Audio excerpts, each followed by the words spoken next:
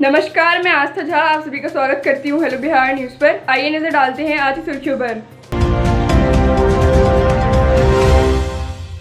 बिहार में कोरोना के आंकड़े। कुल मामले 1,71,465, कुल मौतें 873, कुल ठीक हो चुके 1,57,231, सक्रिय मामले 13,361।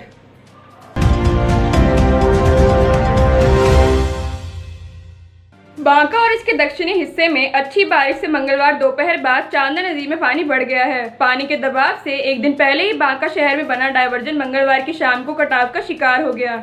इससे डायवर्जन पर यातायात पूरी तरह बाधित हो गया है। सोमवार को ही दोपहर बाद डायवर्जन को शुरू किया गया था।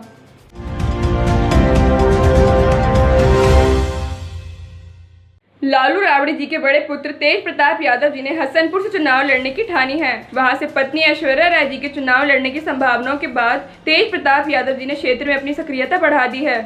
खबर थी कि तेज प्रताप यादव जी को डर है कि कहीं पत्नी चुनाव में उन्हें हरा न दे।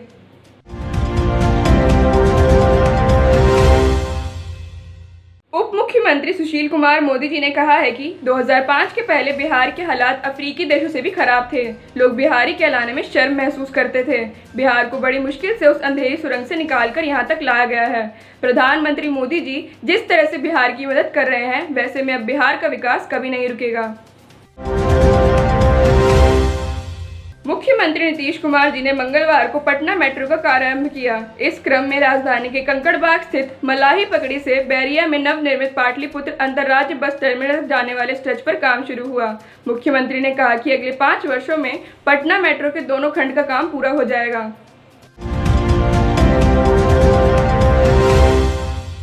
मुख्यमंत्री नीतीश कुमार जी ने मंगलवार को बिहार विधानसभा चुनाव के पहले जनता को स्वास्थ्य विभाग के अंतर्गत 2,814 करोड़ की लागत की स्वास्थ्य विभाग की 77 परियोजनाओं का तोहफा दिया। इसके अंतर्गत पटना के इंदिरा गांधी आयुर्विज्ञान संस्थान में 120 करोड़ की लागत से राज्य कैंसर संस्थान का उद्घाटन शामिल रहा।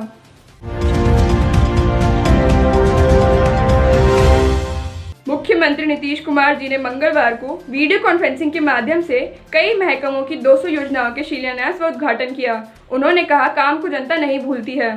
उन्होंने यह भी कहा कि जनता मालिक है, मौका देगी तो आगे भी काम करते रहेंगे। हमने खिदमत की है। कार्यक्रम में अंत में उन्होंने कहा कि इस कार्यकाल का शायद यह आखिरी कार्यक्रम हो, इसीलिए सभी का आभार और अभिनंदन।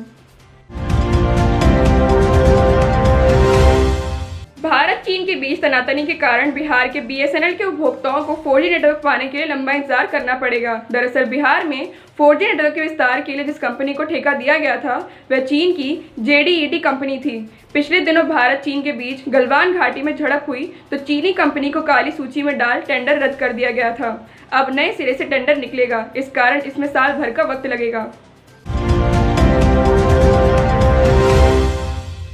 कोरोना के चलते रुकी पड़ी प्रतियोगिता परीक्षाएं अब धीरे धीरे शुरू की जा रही हैं। बिहार पुलिस में विभिन्न पदों पर बहाली को लेकर अक्टूबर महीने में लिखित परीक्षा आयोजित की जाएगी। 4 से 16 अक्टूबर के बीच अलग अलग पदों के लिए 4 लिखित परीक्षाओं का आयोजन होगा। पटना सहित सूबे के 10 शहरों में B.Ed प्रवेश परीक्षा शांतिपूर्ण ढंग से संपन्न हुई। परीक्षा मंगलवार सुबह 11 बजे से दोपहर 1 बजे तक राज्य के 10 शहरों के 278 परीक्षा केंद्रों पर हुई। राज्य नोडल पदाधिकारी प्रोफेसर अजीत कुमार सिंह जी ने बताया कि सभी परीक्षा केंद्रों पर जैमर लगाए गए थे।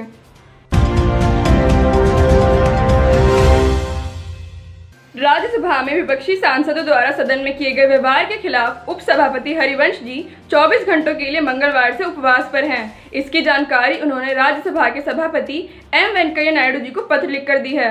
अब कांग्रेस पर हमला करते हुए JDU ने ट्वीट कर कहा है कि जब बुद्ध और गांधी आत्मसात होते हैं तब हरिवंश बनते हैं।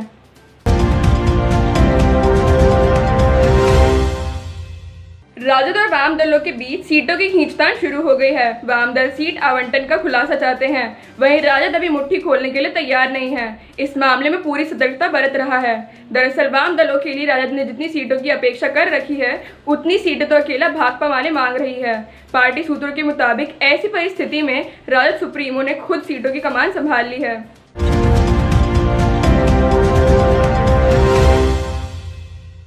बिहार के डीजीपी गुप्तेश्वर पांडे जी से जुड़ी एक बड़ी खबर है। उन्होंने मंगलवार को स्वैच्छिक सेवानिवृत्ति ले ली। वे 1987 बैच के भारतीय पुलिस सेवा के अधिकारी थे। अब वह जनता दल यूनाइटेड प्रत्याशी के रूप में बिहार विधानसभा चुनाव लड़ सकते हैं।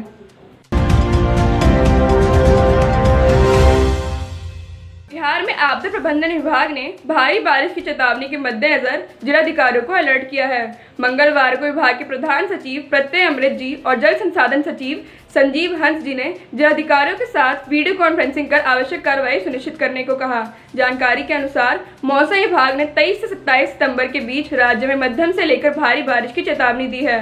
विशेषकर 24 सितंबर के बाद उत्तर बिहार के कई जिलों में भारी बारिश के साथ ही वज्रपात की संभावना भी जताई गई है।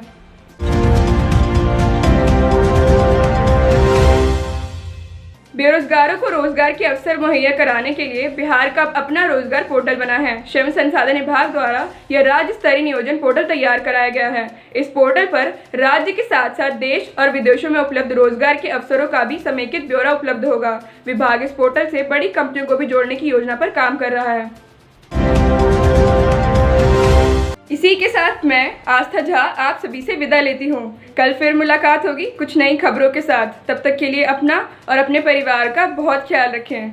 आशा करती हूँ आपको हमारा न्यूज़ प्रोग्राम पसंद आया हो। इसे लाइक एंड शेयर ज़रूर करें। धन्यवाद।